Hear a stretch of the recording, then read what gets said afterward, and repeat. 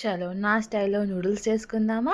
ఒక 2, 3 డేస్ నుంచి నూడిల్స్ తినాలని చాలా అనిపించిందనమాట. కానీ మధ్యలో ఏకాదశి అవి ఇవి వచ్చేసరికి చేసుకోలేకపోయా. ఒక ఫైన్ డే ఆఫీస్ నుంచి వచ్చాక చేసుకుందాము అని చేసుకుంటున్నా అనమాట. ఫస్ట్ నూడిల్స్‌ని బాయిల్ చేసేస్తా.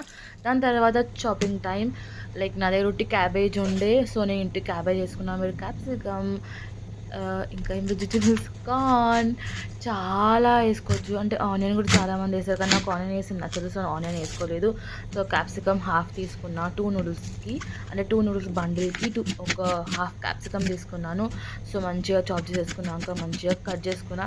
మర్చిపోయా బీన్స్ కూడా ఉండే నా దగ్గర. బీన్స్ కూడా ఏసుకున్నా అనమాట.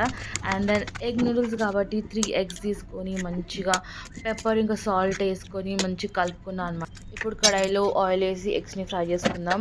సేమ్ కడాయిలో వెజిటబుల్స్ అవన్నీ ఏసి కూడా మంచిగా ట్రాన్స్పరెంట్ అయ్యేలాగా ఫ్రై చేసుకొని నూడిల్స్ ఏసేసేయాలనమాట. నూడిల్స్‌ని కొద్దిగా ఇట్లా వేడి అయినాక కొద్దిగా చల్ల నీళ్ళలో కొద్దిగా వాష్ చేసుకుంటే అవి కొద్దిగా సెపరేట్‌గా ఉంటాయి. అతుక్కోకుండా ఉంటాయి. సో, వెజ్జెస్ అన్నీ కూడా ఫ్రై అయిపోయినాక ఆ తర్వాత బాయిల్డ్ నూడిల్స్ ఏసి మసాలా ఏసుకోండి. నేను నూడిల్స్ మసాలా వాడతాను. మీరు వద్దని కూడా స్కిప్ కూడా చేసుకోవచ్చు. మసాలా ఏసినాక ఉప్పు, కారం, సోయా సాస్ అవన్నీ ఏసి మంచిగా కలుపుకోవాలి. కొంతమంది ఇట్లా ఉట్టి పెప్పర్ ఇంకా సాల్ట్ తోటి ప్రిఫర్ చేస్తారు. అట్లా కూడా టేస్ట్ బాగుంటుంది. కానీ నాకు ఇట్లా స్పైసీగా తినాలనిపించింది. అందుకే సాల్ట్ ఇంకా కారం కూడా వేసుకున్నాను.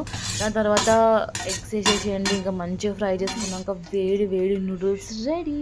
Thank you for watching. Bye.